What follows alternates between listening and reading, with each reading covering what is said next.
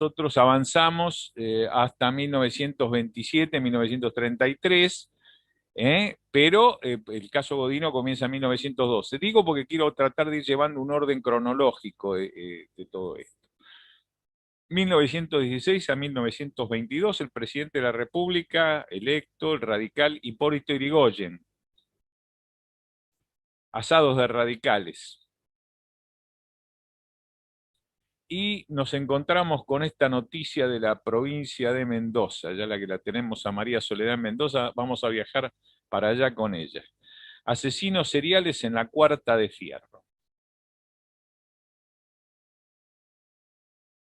1916, así era la provincia de Mendoza en 1916.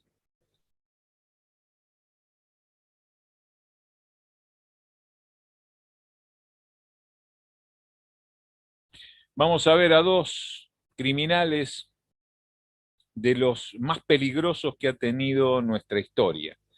Marcos Mauricio Leonelli y José María Leonelli, conocidos como los hermanos Leonelli.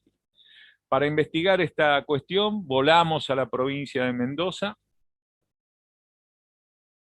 y ustedes saben que hay algo que a mí me gusta siempre cuando investigo un caso histórico, un caso criminal histórico, y es hablar con los policías, con el Poder Judicial, con los fiscales, con la gente que intervino, trabajó, y en este caso con la gente que conoció a los que trabajaron en el caso de Leonel. Y yo les voy a explicar por qué. Hay mucha información que no está en el expediente judicial, ni la vamos a encontrar en el prontuario, ni en la historia criminológica del servicio penitenciario. Hay mucha información que no se agrega porque a lo mejor no es de interés a la investigación, pero sí es de interés a la explicación, especialmente criminológica, del hecho histórico que se nos somete a análisis. Así que en aquel momento usaba barba, yo ahora uso barba, pero usaba barba candado en aquella época. Eh, Entrevistamos a viejos policías retirados de la policía mendocina, que tuvieron mucha gentileza en darnos información. Ellos, de jovencitos, habían conocido a policías mendocinos que habían trabajado en el caso de los Leonelli. Entonces, de esta manera pudimos acceder a información, insisto, que no está en el expediente y que yo voy a compartir con ustedes. Los hermanos Leonelli tenían una cochería, una casa de pompas fúnebres, en la esquina de Salta y Urquiza, en la cuarta sección, en la ciudad de Mendoza, que por aquellos años, 1916, estaba esta esquina solamente 4 cuadras de la gobernación de la provincia de Mendoza. Esta es la esquina en un mapa de aquella época, esto que están viendo es un mapa de aquellos años, ahí están viendo la esquina de ahí de la calle Urquiza y Salta, donde tenían la casa de pompas fúnebres los hermanos Leonelli.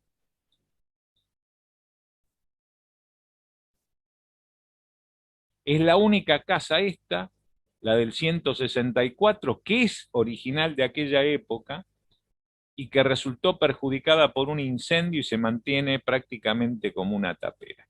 Fíjense que en amarillo marqué la esquina de la casa de los Leonelli, en blanco estoy señalando lo que es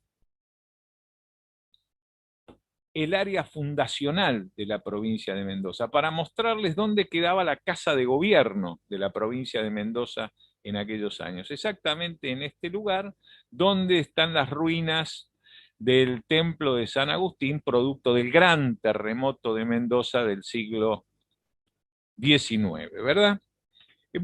Pero no vamos a hablar de la historia mendocina, sino que vamos a hablar de los hermanos Leonelli. ¿Por qué era importante que estuviera tan cerca de la casa de gobierno, que era el viejo cabildo de Mendoza?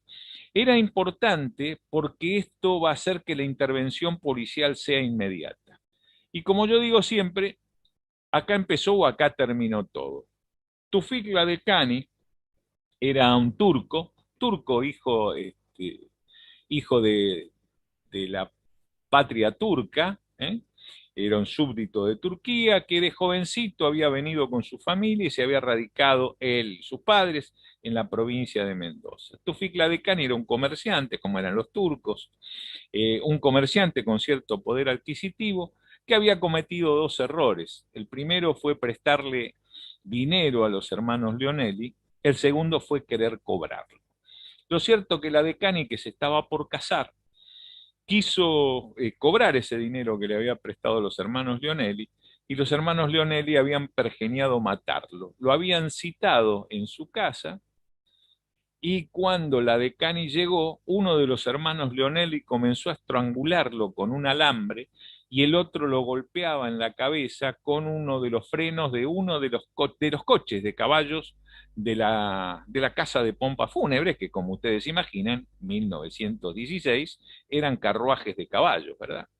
Entonces, ¿qué es lo que pasó? La Decani empieza a los gritos, empieza desesperado a gritar, a pedir auxilio, a pedir socorro, y esto va a motorizar que los vecinos llamaran a la policía. Y había policías de servicio que estaban en lo que es ahora el área fundacional, que en aquel momento era la casa de gobierno.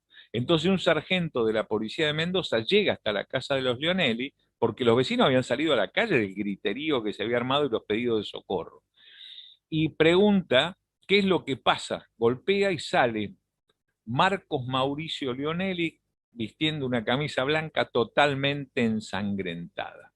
De esta manera, el sargento de policía empuja a Marcos Mauricio Leonelli e ingresa a la casa y encuentra de esta manera muerto o ya agonizando a Tufik la Decani, ¿verdad? Ahí se produce la detención porque llegan otros policías de Mendoza, de los hermanos Leonelli.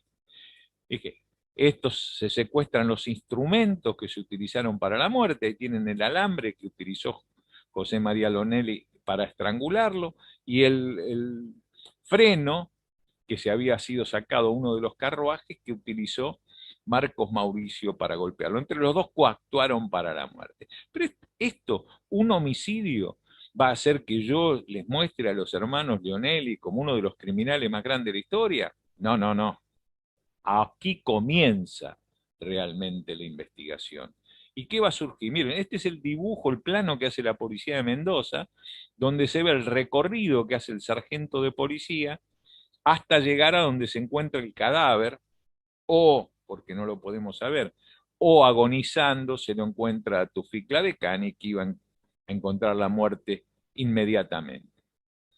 Para investigar este caso fuimos al diario Los Andes de Mendoza. Fíjense la fecha de la fundación del diario Los Andes, es uno de los diarios más antiguos del país y uno de los más importantes del país, más antiguo que el mismo diario La Nación, como podrán ver por la fecha, que recién fue fundado por el presidente Bartolomé Mitre. Indagamos en la hemeroteca, y así comienza la historia. Hombre muerto a golpes para ser robado. Estamos hablando de Tufik Decani. Lo cierto es que cuando la policía empieza a investigar, empieza a indagar que habían desaparecido otros personajes de la sociedad mendocina que les habían prestado dinero a los hermanos Leonel. El primer cadáver que se recupera enterrado en la casa de los Leonelli fue Julián Ascona. Julián Ascona era un comerciante de cigarros y cigarrillos que también le había prestado dinero a los Leonelli y había desaparecido. Es más, la viuda de los Leonelli había querido ir a reclamar ese dinero que sabía que su marido les había prestado, y los hermanos Leonelli falsificaron un pagaré para equilibrar el dinero, porque la viuda podía ser derechohabiente de ese dinero, se le debía a Ascona, por ende la que pasó a tener el crédito de esa deuda de su marido fue su viuda. Entonces ellos inventaron un contradocumento, un contrapagaré. Acá están los bomberos de Mendoza, 1916, excavando, y se recupera el cadáver de Ascona. Ahí tienen, las fotografías son fuera de foco originales, ¿eh? En aquella época no teníamos las cámaras digitales que tenemos ahora, eran las viejas cámaras de cajón, ni siquiera existía el rollo fotográfico de celuloide. eran placas pancromáticas, eran placas de vidrio, y si estaba fuera de foco, estaba fuera de foco. Pero me llamó la atención, miren cómo posaban todos con el cadáver. Ahí tienen el cadáver de Julián Ascona, porque el hecho había sido unos 45 antes, se recupera el cadáver en estado de descomposición. La investigación sigue y se determina, acá tienen los pagaré que falsificaron, y falsificaron la firma de Fabián Ascona, miren. La investigación sigue y se determina que otro comerciante había desaparecido unos 6 meses antes y también les había prestado dinero a los Leonelli. Juan Dávila. Solamente que de Dávila se recuperó prácticamente el esqueleto, porque la fauna había dado cuenta de él. En 6 meses vean cómo se redujo el cadáver. Las noticias, y también se encuentra el cadáver de un niño neonato, de un bebé, que nunca se lo pudo relacionar con los hermanos Leonelli ni con ninguna otra cuestión de la investigación. Se supone que ese neonato, digo neonato porque los médicos determinaron que era un bebé o recién nacido o un aborto a los 9 meses, porque estaba con la formación ósea completa y de acuerdo al tamaño los médicos pueden determinar el tiempo de gestación. O sea, era un bebé a término. Lo que no se sabía si había nacido o no. ¿Qué es lo que determina si una persona pasa efectivamente de ser persona por nacer a ser persona? Haber respirado? Por eso es muy importante en la investigación criminal, cuando se encuentra un bebé muerto, examinar el tronco cardiopulmonar para establecer si ha respirado o no. Si ha respirado, es homicidio. Si no ha respirado, es aborto. Obviamente si es una muerte violenta, ¿no? También puede haber sido un chiquito, fue alumbrado y nació sin vida, está claro. O fue alumbrado y nació y luego murió. Estamos hablando de una muerte violenta. Si respiró, es homicidio. Si no respiró, es aborto. ¿Está claro esto? Es muy importante cuando se trata de una muerte provocada por la misma madre. ¿Por qué?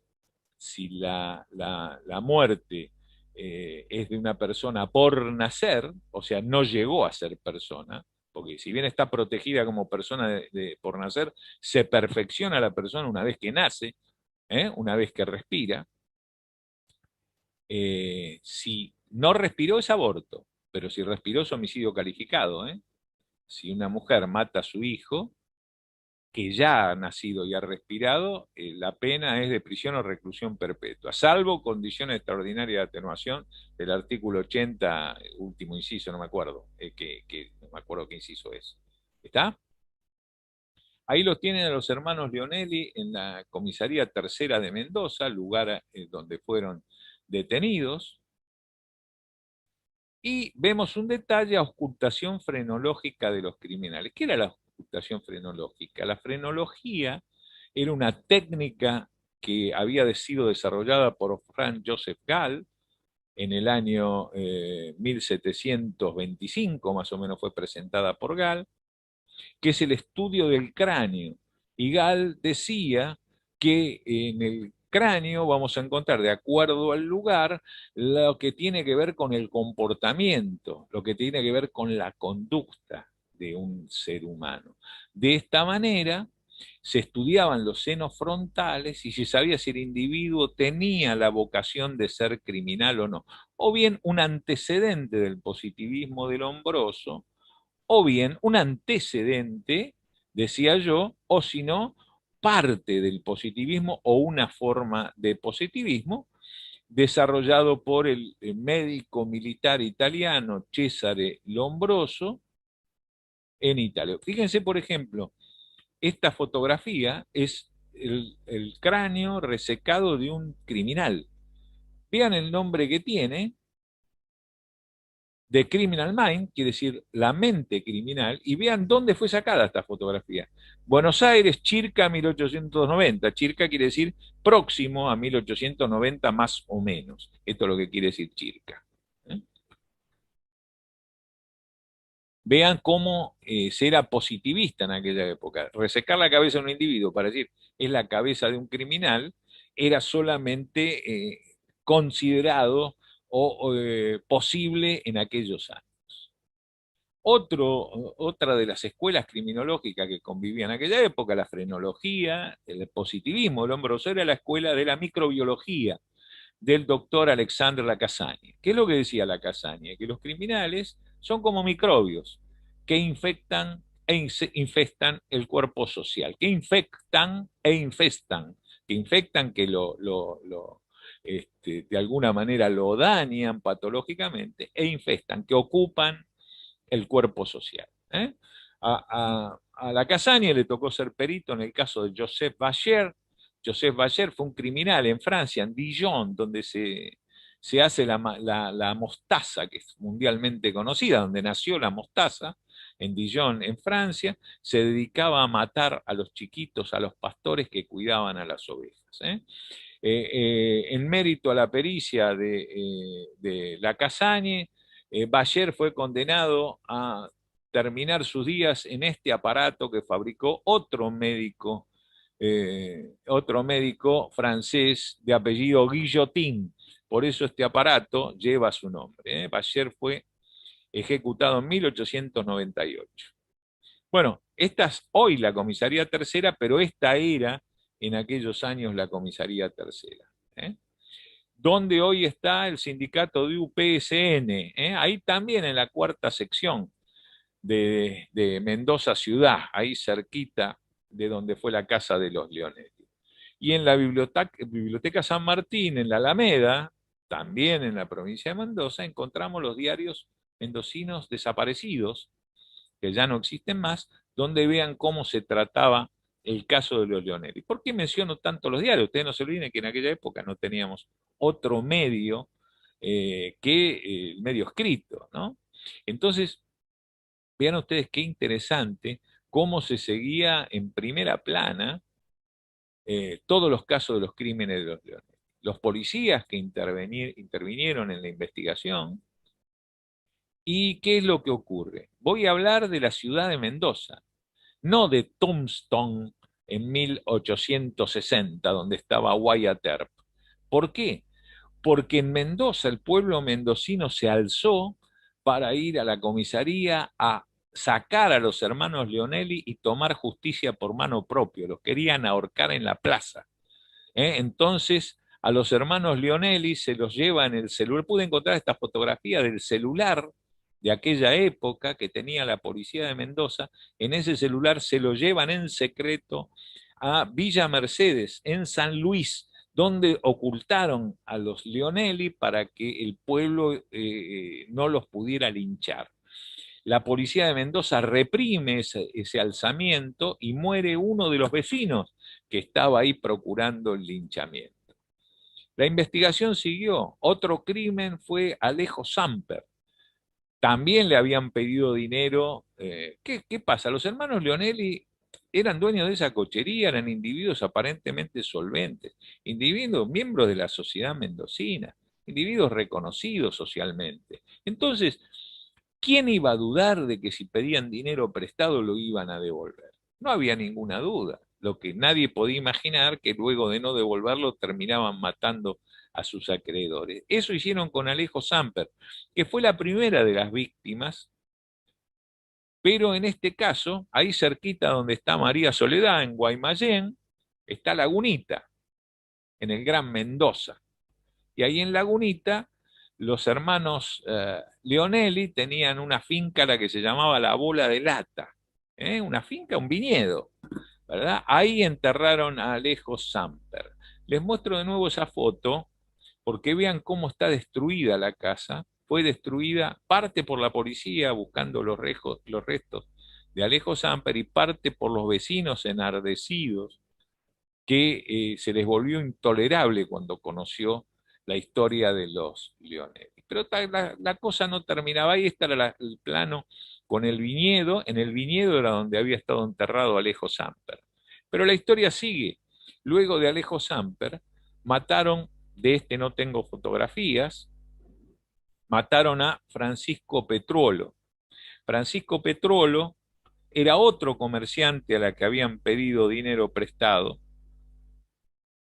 solamente que este cadáver no fue recuperado porque lo arrojaron a las aguas del que entonces se llamaba Canal Sanjón. Les decía que este es un plan original de la época. Fíjense lo que era el Canal Sanjón, era un canal que fue hecho por los pueblos originarios que vivieron en la provincia de Mendoza, por lo que nosotros llamamos los indígenas de Mendoza. Y justamente como fue hecho por los indígenas, el canal Sanjón hoy se llama Canal Cacique Guaymallén, que es uno de los canales principales que se utiliza para aprovechamiento de aguas, para desagüe también y para riego. Ahí tienen, miren un accidente hace pocos años en el canal Sanjón, hoy, insisto, canal Cacique Guaymallén. Bueno, fuimos al departamento de policía de Mendoza, que es este que están viendo ahí, y en el departamento de policía, hoy en día, o cuando yo hice esta investigación, que hace unos años, encontramos las fichas patronímicas de los hermanos Leonelli. José María Leonelli, fíjense, clase 1892, Marcos Mauricio Leonelli, clase 1889, y las individuales papiloscópicas del sistema Bucetich.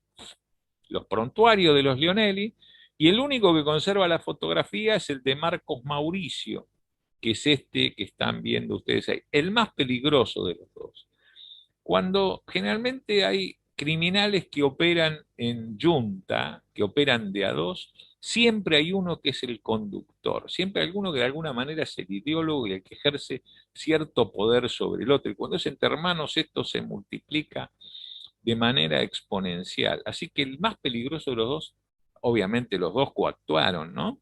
Pero el más peligroso de los dos era Marcos Mauricio. Por los crímenes fueron condenados a muerte. Esta es la firma de Marcos Mauricio.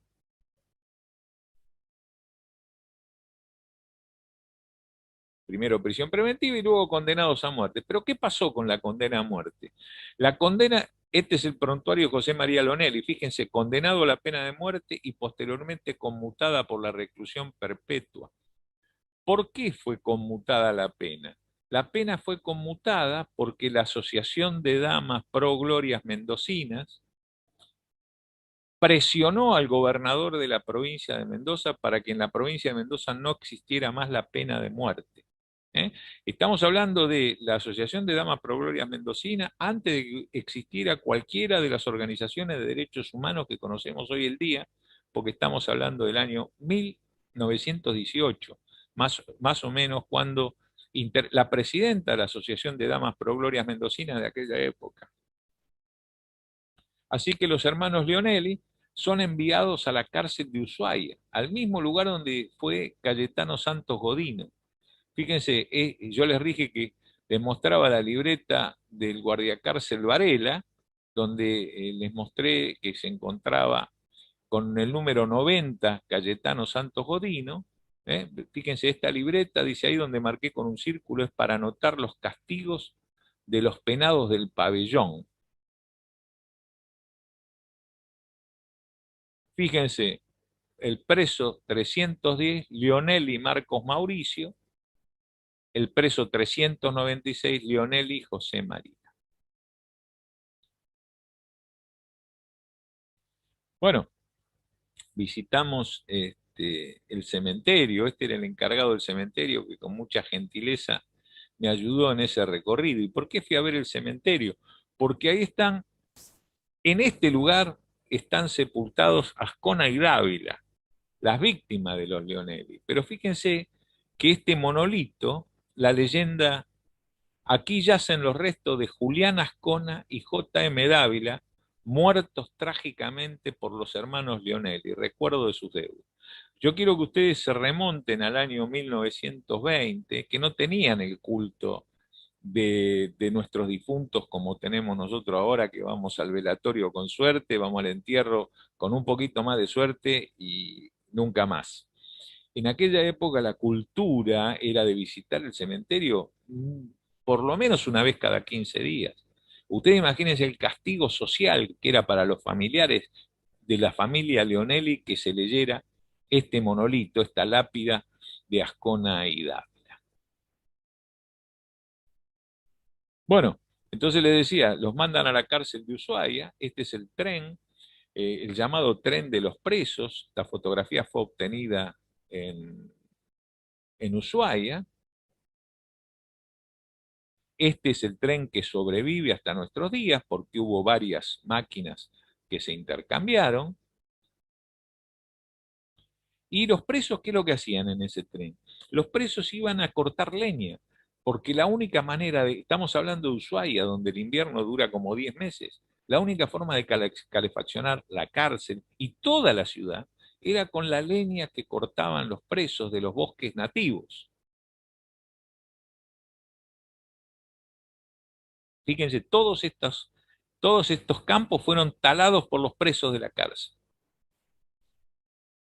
Ahí tienen a los presos llevando los troncos, con eso se calefaccionaba. Los cargaban en el tren. El tren ahora es un tren turístico. ¿Y por qué yo les muestro el tren? Les voy a explicar por qué les muestro el tren. Porque los encargados del mantenimiento del tren eran los hermanos Leonelli. Ahí los tienen ahí. Este es José María, este es Marco Mauricio Leonelli. Eran los que atendían y llevaban adelante la mecánica del tren.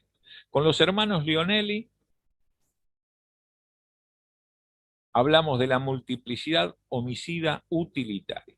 ¿Qué es el utilitarismo criminal? El utilitarismo criminal es cuando uno comete un delito y utilitariamente o subsidiariamente comete otro. ¿Cuál es el central de los hermanos Leonelli?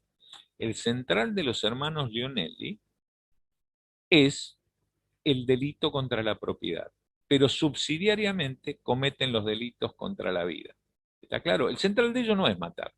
Sin embargo, son criminales de comportamiento sistemático, son seriales también.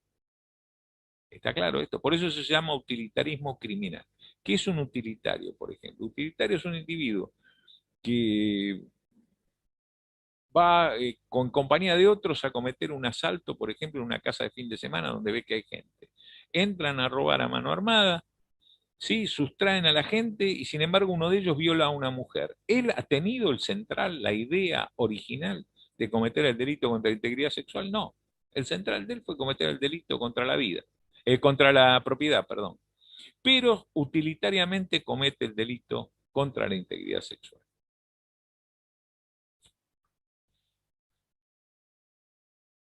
Y ahora volvemos, estamos en el año 1920, volvemos al centro de de la República, a lo que es ahora la provincia de La Pampa, que en aquella época era territorio nacional. ¿Eh? De hecho, el último nombre que tuvo como territorio nacional fue Eva Perón. Luego se provincializó. ¿Eh? Eran territorios nacionales, lo que hoy en día son 3 provincias, los últimos territorios nacionales que quedaron.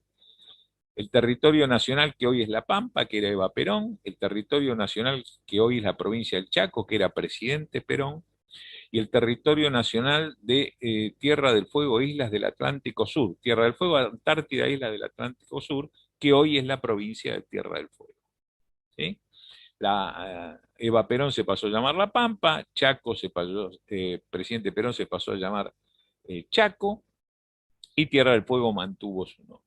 En lo que hoy es La Pampa, que en aquella época era territorio, Daniel Florindo Urteaga, este hombre en Guatraché, que era un pueblito, ahí estamos en Guatraché, un pueblito próximo a la provincia de Buenos Aires, con su carro de caballos enlazaba a las mujeres que él encontraba solitarias, caminando por los callejones de tierra. Las estrangulaba, las abría en canal, o sea que las abría con su cuchillo, le quitaba el útero y se comía el útero asado. Era un caníbal criminal, Daniel Florindo Urteaga. Fue detenido por 5 de esos homicidios. Hay quienes hablan de 7, entre 5 y 7. homicidios, femicidios serían hoy para nosotros, y fue condenado a prisión perpetua en la cárcel de Azul, que es esa que están viendo ustedes ahí. La historia de Daniel Florindo Urteaga la conocemos por Luis Jiménez de Azúa en su Tratado de Derecho Penal y don Emilio Federico Pablo Bonet en su Tratado de Medicina Legal. Los dos cuentan vastamente las andanzas como criminal, homicida y caníbal de Daniel Florindo Urteaga. Canibalismo criminal. Bueno, vamos a pasar a otra presentación.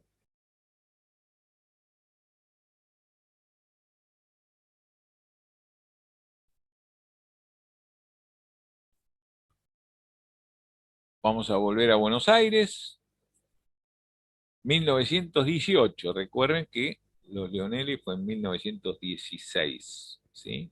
Y también fue la época en que cometió los crímenes Daniel Florindo Urteaga. 1918 nevaba en la Plaza de Mayo.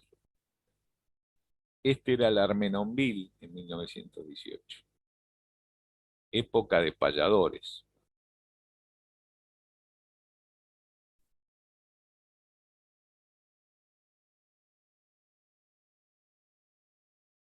1919, siendo presidente, como habíamos dicho, el doctor Hipólito Yrigoyen, se va a producir un evento social que va a ser uno de los más violentos de la historia argentina. Los empleados y obreros de la fábrica metalúrgica Bacena van a iniciar un movimiento de tipo gremial en reclamo de sueldos y mejores condiciones de trabajo. Estamos hablando de 1919, no existían los francos, no existía el horario, no existían las vacaciones, no existía la licencia por enfermedad, no existía nada de eso. Entonces va a haber una violenta represión policial a esa asonada, esa huelga de los miembros de la fábrica Bacena, que va a llevar en la resistencia a que la policía mate a 3 de los operarios. Y esto va a ir generando una conmoción popular en la ciudad de Buenos Aires que va a llevar al levantamiento y a la huelga prácticamente general en la ciudad de Buenos Aires y Gran Buenos Aires, que eran donde estaban los grandes establecimientos industriales del país en esos años. Los 3 muertos de Bacena van a ser llevados, esto es la zona de Dock Sud, provincia de Buenos Aires. Vean a la policía con armas, porque en aquella época había muchos anarquistas armados que tiraban bombas y disparaban contra la policía. A ver que tengo alguien en el chat. Sí, María Soledad, es criminis causa. A tu pregunta, María Soledad, sí, es criminis causa. Son criminis causa estos, exactamente. Lo que pasa es que no es lo mismo utilitarismo criminal que criminis causa. Se puede ser utilitario como criminis causa o no. En este caso lo es. Prosigo entonces. Llevaron a pulso a los 3 muertos, llevaban los ataúdes de los 3 muertos de Bacena, y en ese momento en Chacarita los llevaban por la calle Corrientes, la policía y el ejército. Esta fotografía es original de ese momento, muy pocos conocen esta fotografía que pude conseguir. Así estaba lo que era la Guardia de Seguridad de Caballería, que era uno de los grupos policiales más importantes, de los cuerpos policiales más importantes que había, y que tenía a su cargo la custodia del presidente, también parte de los granaderos, por cierto, que ya en aquellos años los granaderos eran la custodia presidencial. Así reprimieron, y fue tanta la cantidad de muertos que hoy todavía se desconoce la magnitud de las víctimas, del número de víctimas de la represión de Bacena. Lo llevaron al hospital Pirovano y dicen que de estas veredas y estas calles estaban virtualmente rojas por la sangre. 1920, y vamos a ir a Azul. Porque cuando armé esto traté de llevar un orden cronológico. Azul, provincia de Buenos Aires. Y vamos a ver la historia del señor Mateo Banks, que era conocido como el místico. Banks provenía de una familia de irlandeses, eh, perdón, de ingleses, de mucha capacidad económica, mucho poder adquisitivo, eran terratenientes, dueños de muchos campos ahí en la zona de Azul, de Tandil, Olavarría, y habían dejado se dedicaban a la agricultura y a la ganadería, y le habían dejado a todos sus hijos, que tenían 7, le habían dejado a todos sus hijos 2 estancias y una tercera a Mateo. Mateo era el segundo de los hermanos. La mayor era Mariana Banks. Después venía Mateo y después el resto de sus hermanos. Bueno, a Mateo le habían dejado una estancia y en las 2 estancias que restaban para que explotaran el resto de sus hermanos. Pero Mateo tenía un problema. Ahí lo tienen a Mateo Banks cuando tomó la primera comunión. Ahí tienen su libreta de enrolamiento, que era el antecesor a lo que es hoy nuestro DNI. Esta era la casa de Mateo Banks, era una casa para alguien de muy buen poder adquisitivo, en la calle Necochea 773 de Azul. Y acá está Hugo Alberto Hall, quien fue originario de Azul, quien me ayudó a conocer los lugares, las personas, las cosas relacionadas con el caso de Mateo Banks. Ahí estamos justo enfrente a la casa de Mateo, Necochea 773. Mateo Banks era dueño de la concesionaria de automóviles Studebaker. ¿Eh? Estas eran las publicidades de Studebaker.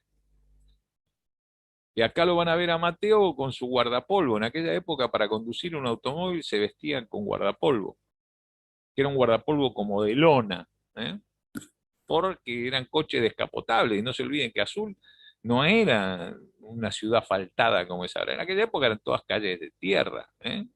Y bueno, este era el Jockey Club de Azul, y este era el Club Social de Azul. ¿Y por qué les muestro el Jockey Club y el Club Social? Porque acá es donde perdió todo su dinero Mateo Banks. Mateo Banks era un apasionado del juego, lo que se conoce como un ludópata. Se había jugado toda su fortuna y había perdido su estancia. Una estancia de algunos cientos de hectáreas, una estancia muy importante. Entonces Mateo se quedó en la ruina. ¿Y él qué idea pergenió?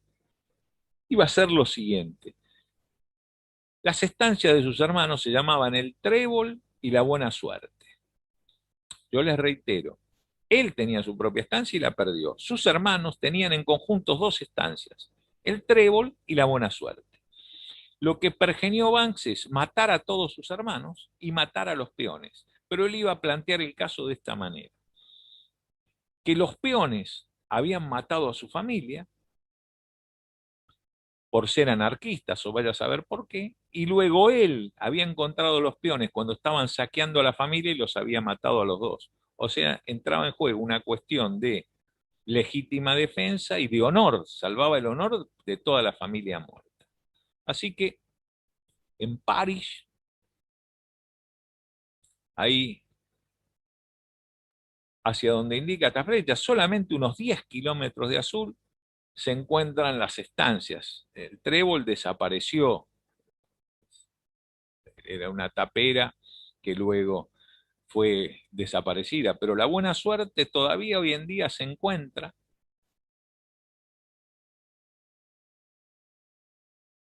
Es esta estancia. Este es el único, este galpón que no es parte de lo que era la estancia originalmente. Bueno, ¿qué hizo Mateo? Compró una escopeta en la Casa Brumana, en el centro de Azul, que iba a ser la escopeta que usaban los peones, porque él iba a usar su propia escopeta. Ya en aquella época había pericias balísticas, entonces no podía hacer todo con la misma arma. ¿Eh? Le tenía que colocar a los peones, uno se llamaba Loisa y el otro se llamaba Gaitán, una escopeta a uno y un cuchillo en la mano al otro. Así es como había pergeñado el crimen. Y de hecho lo hizo. Ahí lo tienen al hermano de Mateo, Ahí lo tienen en la morgue, al hermano de Mateo, a Miguel Banks. Ahí lo tienen a Dionisio Banks.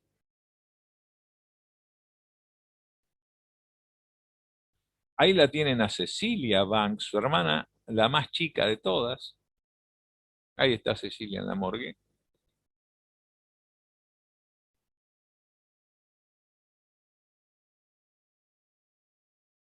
Sarah Banks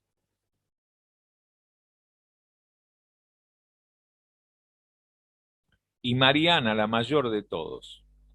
Y esta que está muerta en el jardín es Julia Dillon, la mujer de Dionisio Banks.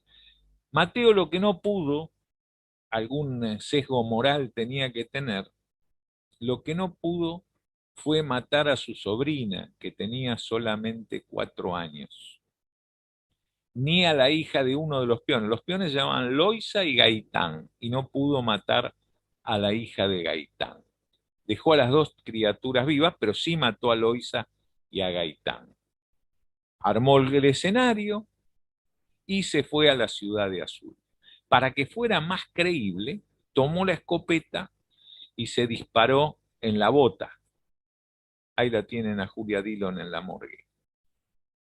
Los médicos que participaron en la investigación tuvieron que venir, los médicos forenses de la ciudad de La Plata. Les decía, ¿qué es lo que hizo Banks? Disparó en su bota, ¿verdad? Y entonces se fue a la ciudad de Azul. Cuando llega a la comisaría de Azul, le cuenta al subcomisario todo lo que había pasado, un verdadero artista, lo contó con un tono dramático. Entonces el subcomisario, él fue con la escopeta en la mano, con su escopeta, con las que había matado, según él, a Loisa y a Galtán, lo que era verdad. Había utilizado la otra escopeta, aunque las municiones no son identificables, imagínense que para semejante carnicería, él tenía que estar recargando permanentemente la escopeta de 2 cañones, ¿verdad? En aquella época eran escopetas de cañones de alambre.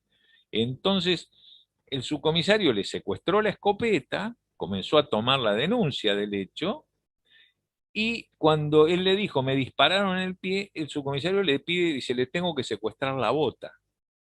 Bueno, él, colaborando con la justicia, se saca la bota, se la entrega, el subcomisario mira la bota y ve que la rosa de dispersión de municiones había ingresado por la capellada de la bota y había atravesado la bota y salido por la suela. Pero Mateo Banks no tenía herida en el pie, o sea, él le había disparado a la bota y luego se la había colocado. Ahí fue como lo descubrieron, o sea, la criminalística primitiva estuvo presente, la balística y dentro de la balística, la criminalística, dentro de la criminalística, la balística estuvieron presentes para el esclarecimiento del hecho. Eso fue como en el caso que yo les conté de Frank Carlos Livingston, cuando la policía de la capital encuentra las escamas en los cuchillos que se utilizaron para matarlo a Livingston, ¿no? Que se trataba de pescadores. Este fue el entierro de los Banks, que fueron enterrados en el cementerio central de Azul. Acá están todos los Banks en ese lugar. Ahí lo tienen a Mateo en el juicio oral. ¿Y a quién llevan a declarar al juicio oral? A su sobrinita, que cuenta, el tío Mateo, pum, pum, pum. Aunque les parezca mentira, como la justicia tomó en cuenta a la niñita de 4 años, por ese motivo la causa fue nula y se hizo un segundo juicio. Se escribieron dos tangos, Don Mateo 8, porque mató a 8 personas, y Doctor Carús, otro tango, que era por el abogado de Mateo Banks. Ahí lo tienen a Mateo Banks en el segundo juicio oral. Soy inocente, dice Banks. Y escribe esta carta que le fue leída a todos los... Había periodistas del exterior, no solamente argentinos. Venían periodistas de Uruguay, venían periodistas de Paraguay, de Brasil, de Chile, interesados en el caso de Mateo Banks. Y Banks escribía, con qué júbilo y sonriente he esperado este día 12 de marzo para que se decida esta vida de vía crucis. He pasado 10 meses con el corazón y el alma desgarrados por el dolor y el sufrimiento de la injusticia de que fui objeto, que no encuentro palabras hoy para explicar la mezquindad de las injurias, porque él, insisto, decía que era inocente, que solo los puede imaginar el hombre cristiano y de sentimientos nobles y delicados. He aguantado mi dolor en silencio, sin protestas algunas, confiado en la fe de Dios y en la justicia de mis jueces. Azul, marzo 12 de 1923, Mateo Banks. El fiscal de Cámara, el doctor Segovia,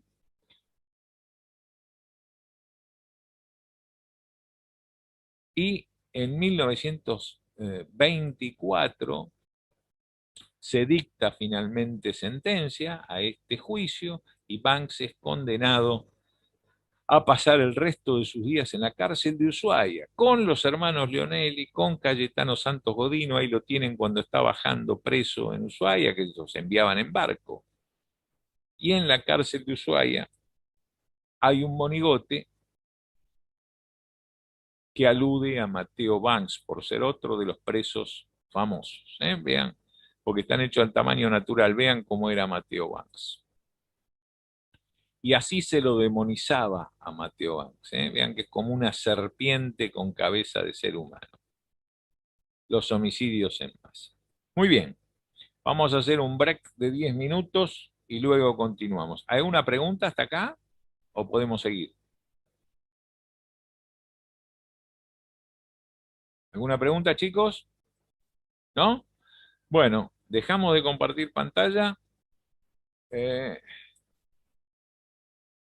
y luego, continuamos. En 10 minutos seguimos.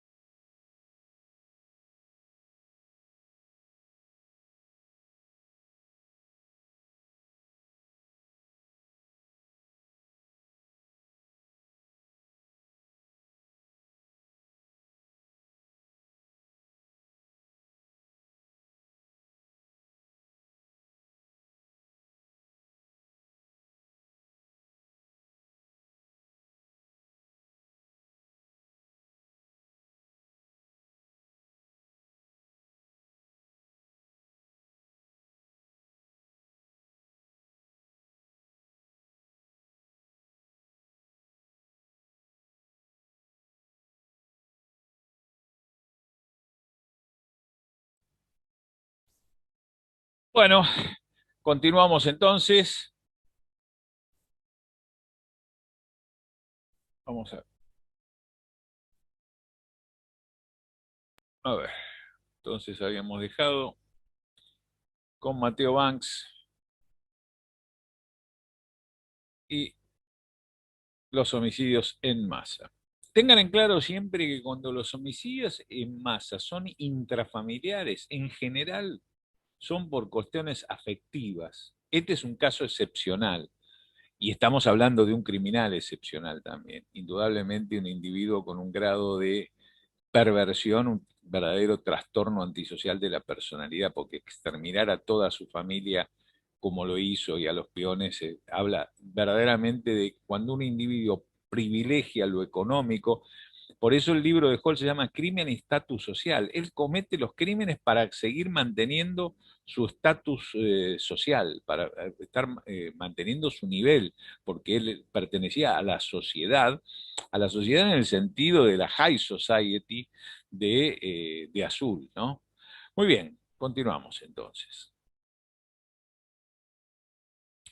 1922 a 1928, presidente don Marcelo T. de Alvear.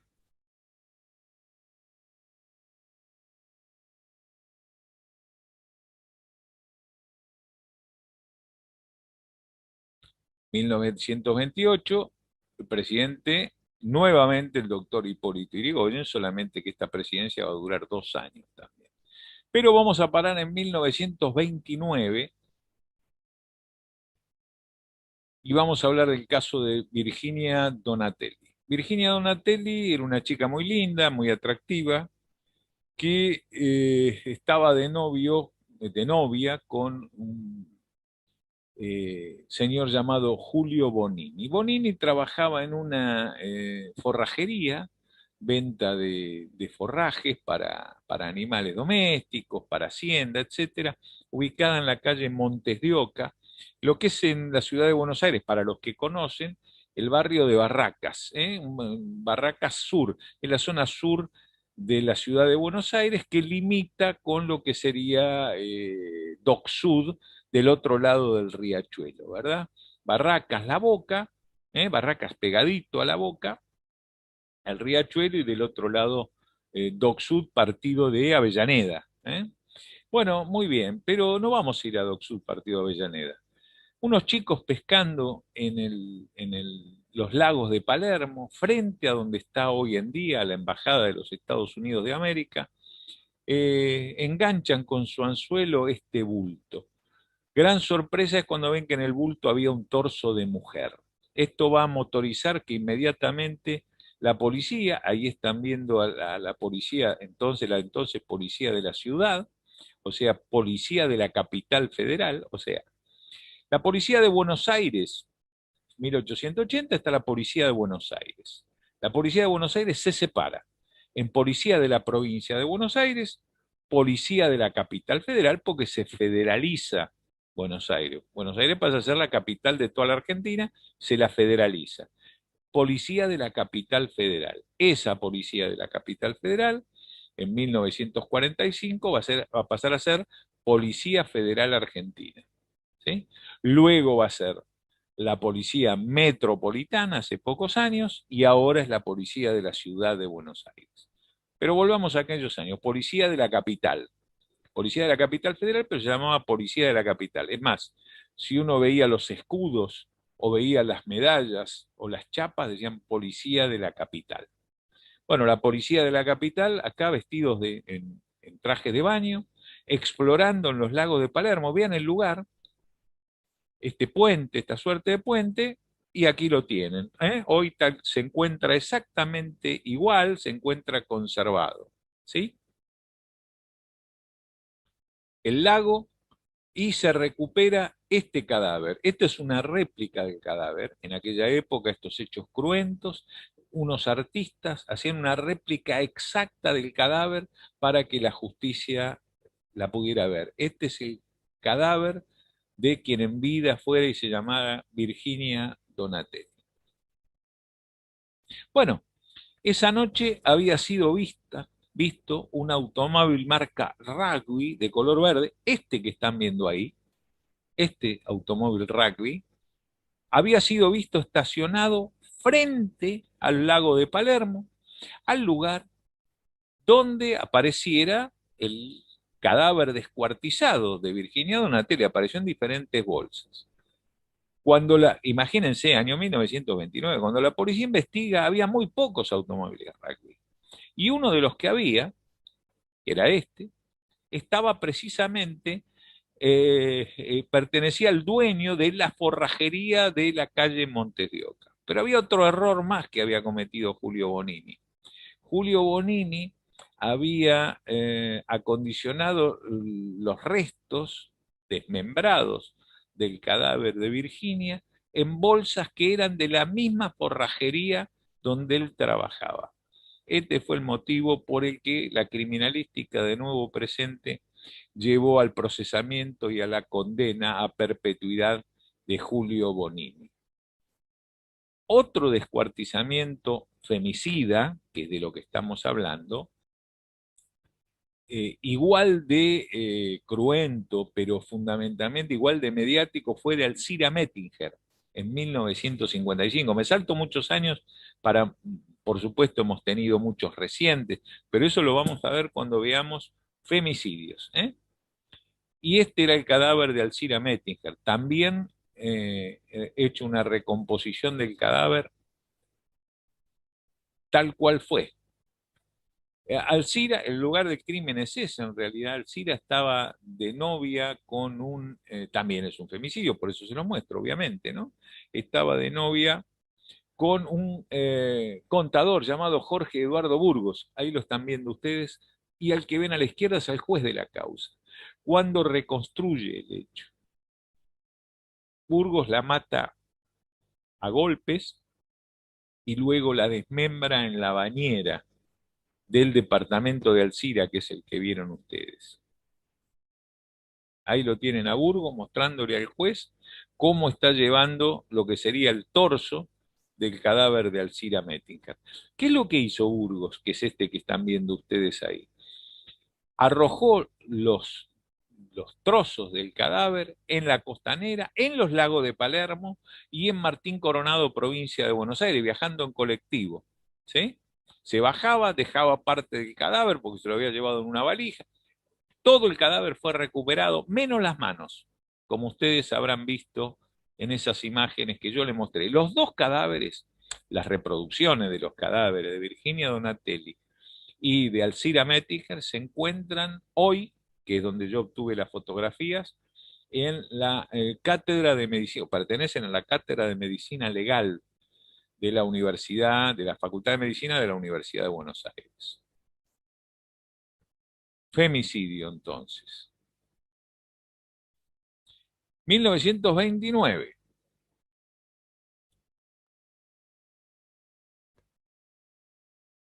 En este lugar, en la calle Córdoba 3280 de la ciudad de Buenos Aires, funcionaba, en este sitio, funcionaba en este lugar, que era la finca original, una organización criminal llamada Sui Migdal, que quiere decir la Varsovia. ¿Qué era la Varsovia? La Varsovia era una organización judeo-polaca que se dedicaba a la trata. Así es como se inscribe la página de la trata en nuestra historia criminológica. Ahí tienen a la Sui Migdal, Torre Polaca, que es la evolución de la Varsovia.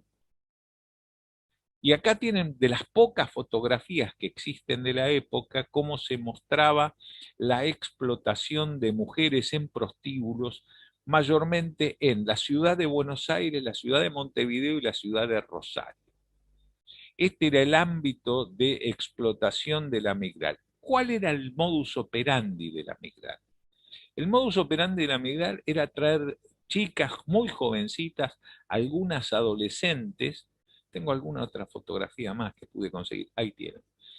Chicas muy jovencitas, adolescentes que traían desde Europa Oriental, chicas rusas, chicas rumanas, chicas polacas, eran traídas generalmente con engaños, se las traía para casarse, porque en aquella época existía lo que se llamaba el casamiento por poder, donde se casaban conociendo, aunque a ustedes les parezca mentira, se conocían solamente por fotografías, se comenzaban a escribir y que y se casaban por poder, porque si no las chicas no podían emigrar si no eran casadas, no las dejaban viajar solas, pero si era una mujer casada ya estaba en otro estatus, en otra categoría, y entonces podía viajar sola.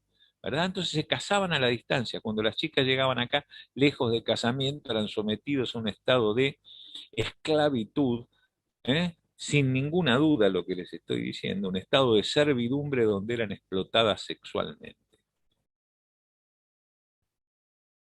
La comunidad judía, que no toleraba que algunos miembros de ella pertenecieran a esta organización criminal, no les permitían ni siquiera que ser enterrados en esos cementerios. Entonces había cementerios especiales para las prostitutas, uno hay en Avellaneda, y los proxenetas, estos que están viendo son proxenetas.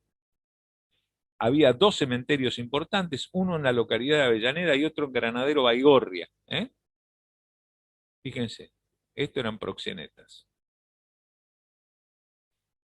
Y se dio que en 1931 una de estas niñas, llamada Raquel Lieberman, porque luego ingresaban a la organización, eran explotadas, hasta que cuando ya habían perdido de algún modo sus encantos o lo que fuera, como estaban muchas de ellas casadas con estos criminales, no podían hablar porque no estaba absolutamente vedado que declararan contra su marido. La ley no lo permitía. Y entonces, esta mujer, Raquel Lieberman, es la que eh, se dirige a la entonces policía de la capital y cuenta absolutamente cómo es toda la organización de la Migdal, toda la organización. A ella le debemos 31 de diciembre de 1929, pero las declaraciones las va a hacer en el 30. Miren, acá hay una foto de cuando ella viene siendo una niña, la traen de Europa, cuando era una niñita, muchos años antes, obviamente. ¿eh? La Sui Migdal, una mafia que explotaba a 3.000 prostitutas. Insisto, ella cuenta como esto la historia, y en ese momento había un comisario al que pusieron a cargo especialmente para reprimir todo este tema de las prostitutas. Seguramente no saben quién es el comisario, era el comisario Alzogaray, el bisabuelo de la funcionaria del gobierno que estuvo inclusive procesada y detenida, cumplió una condena que cumplió en el alojamiento para detenidos del edificio Centinela de la Gendarmería Nacional. María Julia Alzogaray era la bisnieta del comisario Alzogaray, que fue el que inició el esclarecimiento del tema de la Sui Migdal. Y así es como se escribe esta página de la trata de personas y la prostitución organizada en la República Argentina. 1930, la revolución y la Guardia de Seguridad de Policía Montada, que es la que, o Guardia de Seguridad de Caballería, que es la que resiste o defiende al gobierno constitucional en 1930, mata a dos estudiantes secundarios que eran parte de la protesta revolucionaria en la Plaza de Mayo, y esto va a generar una tremenda conmoción popular.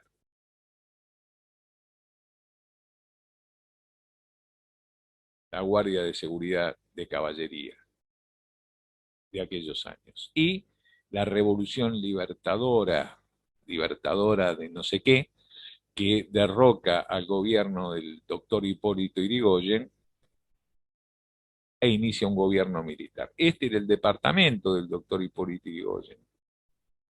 Ahí vivía el presidente de la República, que iba todos los días caminando hacia la casa de gobierno.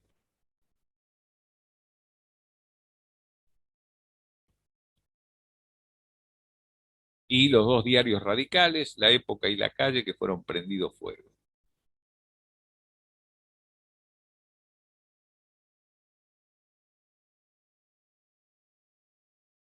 1933, fíjense que estamos muy cerquita, se va a producir un hecho criminal en la ciudad de Rosario.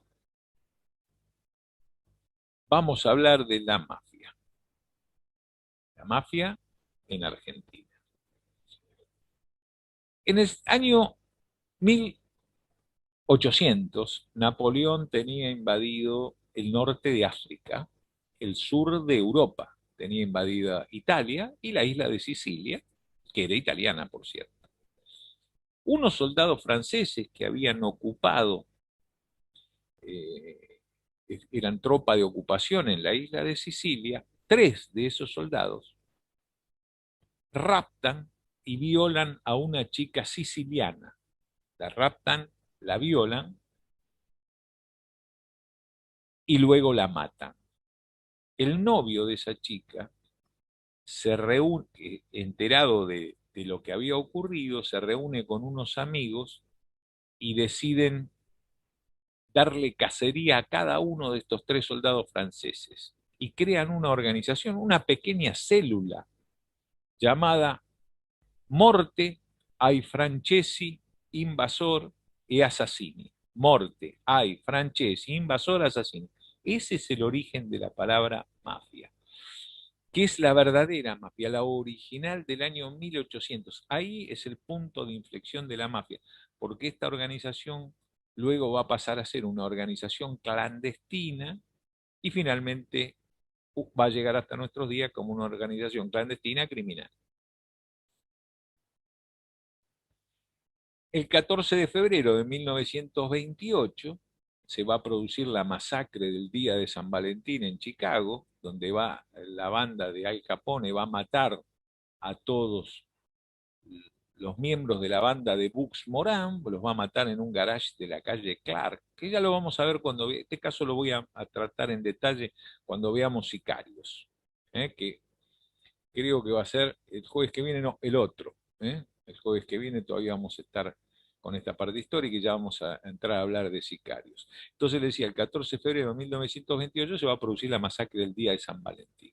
Entonces van a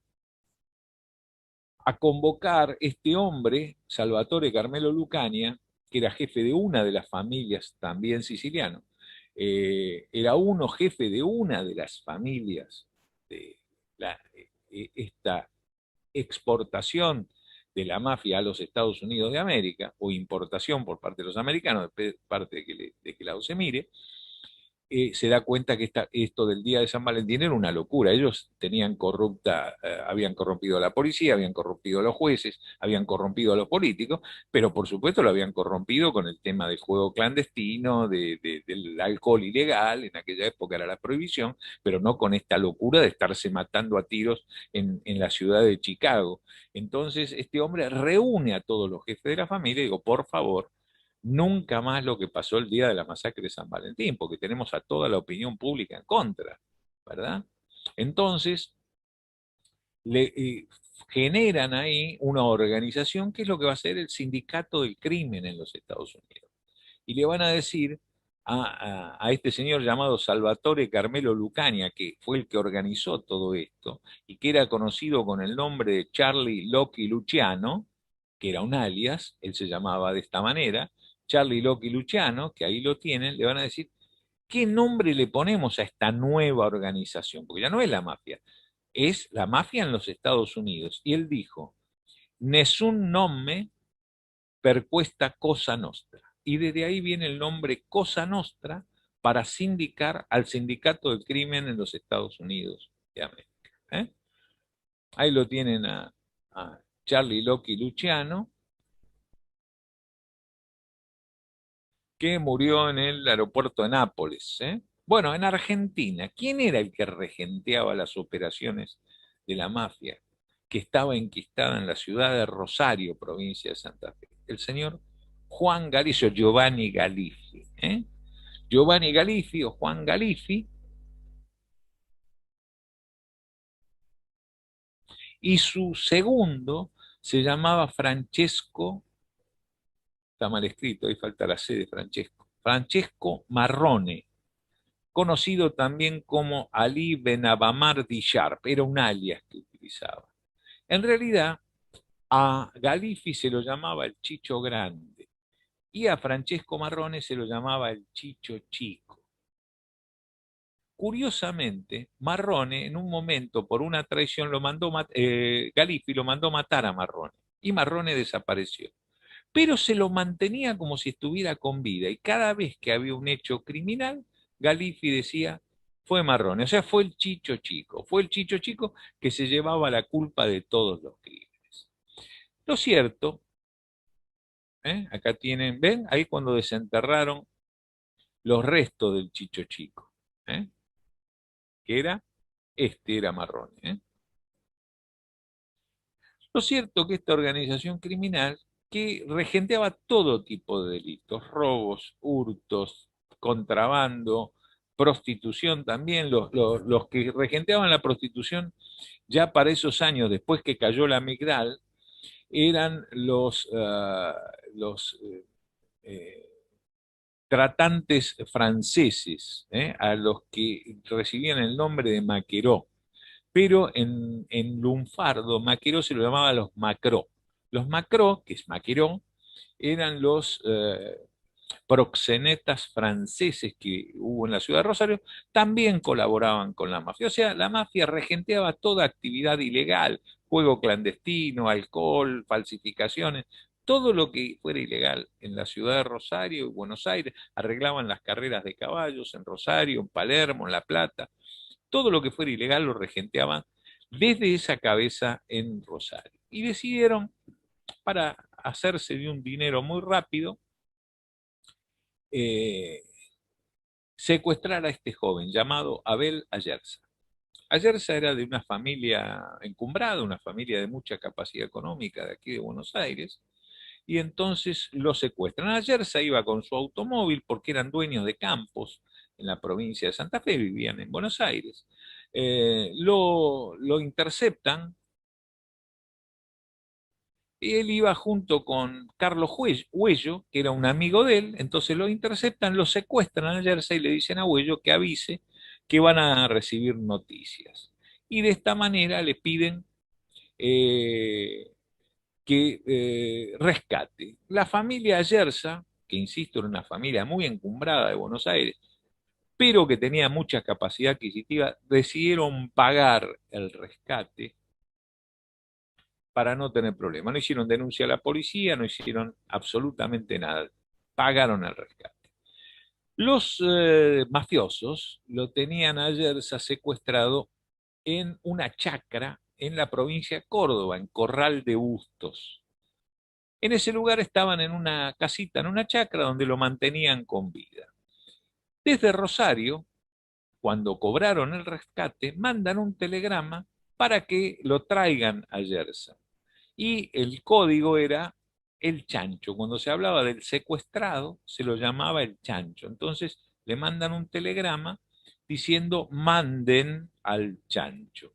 El empleado de correos, de telégrafo en aquellos años, lee muy rápido, porque en aquella época se escribía manuscrito, y en vez de manden, entendió maten. Y telegrafía, maten al chancho. En esa misma chacra de Corral de Bustos, lo van a matar en el maizal que tenía en la plantación de la chacra, lo matan a escopetazos a Abel Ayerza. Y Abel Ayerza ya nunca iba a aparecer. Esto va a generar que la familia Ayerza va a hablar con el presidente de la República, del gobierno de facto, y se va a iniciar toda una gran movida, inclusive se va a mandar por primera vez a la policía de la capital, va a salir de la capital y se va a ir a la provincia de Santa Fe a participar en esta investigación. ¿Cuál es el problema que había? Los mafiosos no querían problema, discúlpenme la redundancia, y entregan a los autores del crimen. Le dicen que confiesen, confiesan dónde está el cadáver, etcétera. Miren, este es el cementerio de Recoleta. Y este es el cementerio de Recoleta, esa misma entrada que ustedes vieron recién el día del entierro de Abel Ayerza. Ahí llevan el ataúd de Abel Ayerza. ¿Eh? Hoy en día, la cripta de Abel Ayerza se encuentra abandonada. es esta. Bueno, les decía, los mafiosos entregaron a todos los que participaron en el secuestro, a todos. Organizadores, Santo Gerardi, Romeo Capuani, Juan Vinti, el hermano, Carmelo Vinti. Sin embargo, la investigación no se iba a detener e iba a terminar con todos los miembros de la mafia, incluyendo a la hija de Juan Galifi llamada Ágata Galifi. Si yo digo muchas veces rápido el nombre Ágata Galifi, que es Ágata Galifi, la gata Galifi, era como era conocida, como la gata Galifi, ¿eh? También conocida como la flor de la mafia. Ahí la tienen Ágata Galifi con Juan Galifi en su estud de cría de caballos de carrera. Galifi va a parar a la cárcel, pero ella, que era una joven, no, ¿verdad? ¿Y Ágata Galifi qué hace? Ágata Galifi, la flor de la mafia, va a participar con unos amigos en el robo del Banco de Tucumán, para lo cual van a cavar un foso cruzando la calle en el Banco de Tucumán para robar la bóveda del banco. Y ahí es donde la van a detener. Por su condición de mujer joven y tener cierto predicamento social, porque Galifi era de statu quo de la provincia de Rosario, va a ser condenada a prisión, pero en lugar de prisión va a cumplir la condena en, en un convento de monjas, ¿eh? Va a quedar en claustro, en clausura en un convento de monjas. Acá tienen el robo del banco, fíjense cómo hicieron el túnel, ahí están los bomberos recorriendo el túnel que hicieron para robar. Aquí tienen la última foto conocida de Ágata Gali.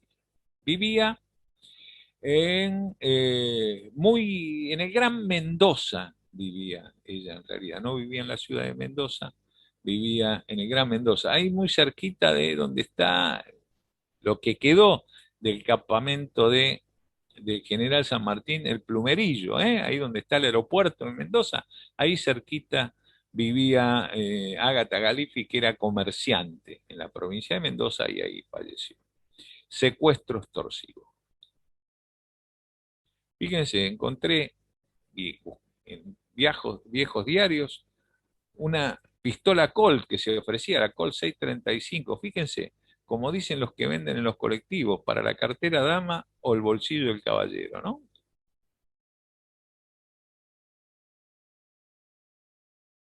Un segundito, denme que voy así con ustedes.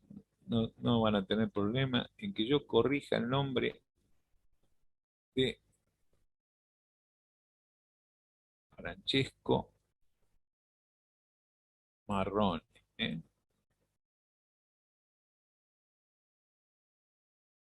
Ahí estamos.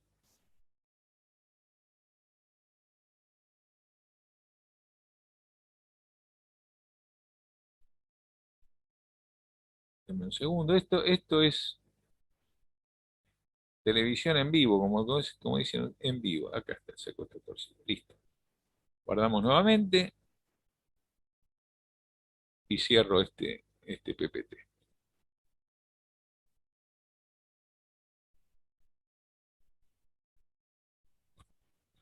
Muy bien, seguimos.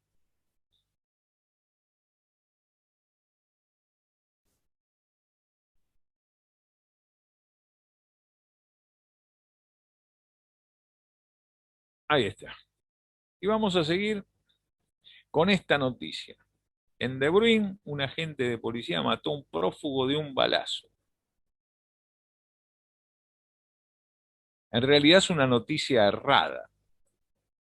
Habla de Juan Bautista Bairoleto, conocido como el Pampeano. Efectivamente, Bairoleto era de Castex, provincia de La Pampa. Ahí está Bairoleto cuando hizo el servicio militar. Ahí lo tienen a Bairoleto en el servicio militar. Hizo el servicio militar en infantería. Y de nuevo recurrimos a viejos policías que nos ayudaron para esta investigación histórica de estos casos criminales que quiero compartir con ustedes. Bairoleto, si bien era originario de la Pampa, cometió crímenes mayormente en la provincia de Mendoza, donde vivió durante muchos años y donde tuvo a dos hijas mujeres. De hecho, va a morir también en la provincia de Mendoza, como ya vamos a ver. En el Museo Policial,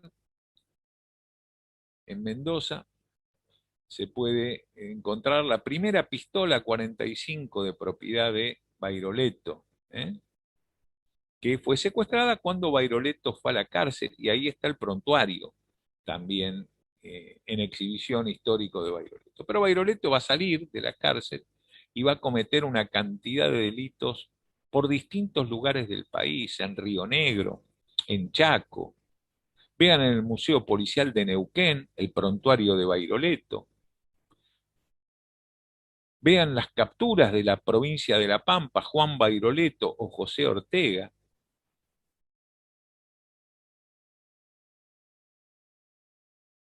Vean todas las capturas pendientes de Bairoleto. Y este es el prontuario de la provincia de Mendoza, un prontuario de algunos cientos de hojas. Vean los crímenes que tenía Bairoleto, cada uno de los procesos. Y a Bairoleto lo teníamos cometiendo hechos en Santa Rosa, La Pampa, en Viedma, en Chaco. Y entonces con Bairoleto se va a producir un fenómeno que es interesante que veamos, que tiene que ver con la investigación criminal. Bairoleto, allá en los años 40, que fue donde cuando cometió sus crímenes, se asistía en los Estados Unidos de América a una suerte de, a ver, popularizar algunos criminales conocidos. Y así eran populares Babyface Nelson, Bonnie y Clyde, eran Ametralladora Kelly. El mismo John Dillinger era un delincuente considerado popular. Se seguían las andanzas de estos criminales en los diarios, a todos se los consideraba unos especies de Robin Hood. Todos los delincuentes eran como unos Robin Hood. Y lo mismo pasa con Bairoleto. Vean esta historieta que lo muestra a Bairoleto con esa cara angelical cuando está matando a un comisario de policía, ¿verdad? Esto no lo inventé yo, encontré esta publicación. Sin embargo, Bairoleto era autor de 7 homicidios por el que se lo buscaba. Sin embargo, sus correrías se popularizaban en los diarios. Y entonces, fíjense, captura de Bairoleto.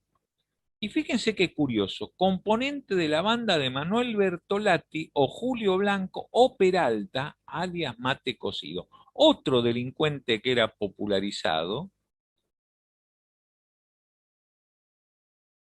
ahí estamos en Chaco, que es donde va a cometer los crímenes, segundo David Peralta, alias Mate Cocido. Acá se hablaba de que todos los criminales que son los importantes que voy a compartir con ustedes, segundo David Peralta, Mate Cocido, ahí lo tienen. Mate cocido con S o con C, porque no se sabía si era mate cocido porque le gustaba mucho tomar mate cocido o porque tenía una cicatriz suturada en la cabeza. La primera vez que fue detenido en Santiago del Estero, Mate Cocido. Él es originario de Córdoba. Y su lugarteniente era Pascual Miño, conocido como el Tata Miño. Ellos llevaron a cabo el secuestro extorsivo de uno de los miembros de Bunkey Born en la provincia de Chaco. Y Peralta, alias Mate Cocido, vivía en esta casa en la ciudad de Córdoba, en el Gran Córdoba. Esta casa tenía túneles para escapar, pero Mate Cocido tenía este comportamiento. Cometía los crímenes y de pronto, cuando iba a su casa de Córdoba, en ese lugar no cometía ningún tipo de crimen, era un ciudadano ejemplar, obviamente con mucho dinero y mucha capacidad adquisitiva. Su mujer era esta señora, Ramona Romano. Pero esta no era la mujer legítima con la que vivía en Córdoba. Esta era la amante que lo acompañaba en los asaltos y en las correrías. Su mujer legítima no participaba de los crímenes. Estaba en la casa de Córdoba con sus hijos. En el Museo de Gendarmería Nacional se puede ver el prontuario número 0001 Peralta Segundo David, alias Mate Cocido. Miño Pascual, alias Tata Miño, y todos los que ven aquí es la banda de Mate Cocido. Y fíjense acá, Bairoleto Juan o Juan Bautista, al que se consideraba vinculado en la delincuencia rural a Mate Cocido.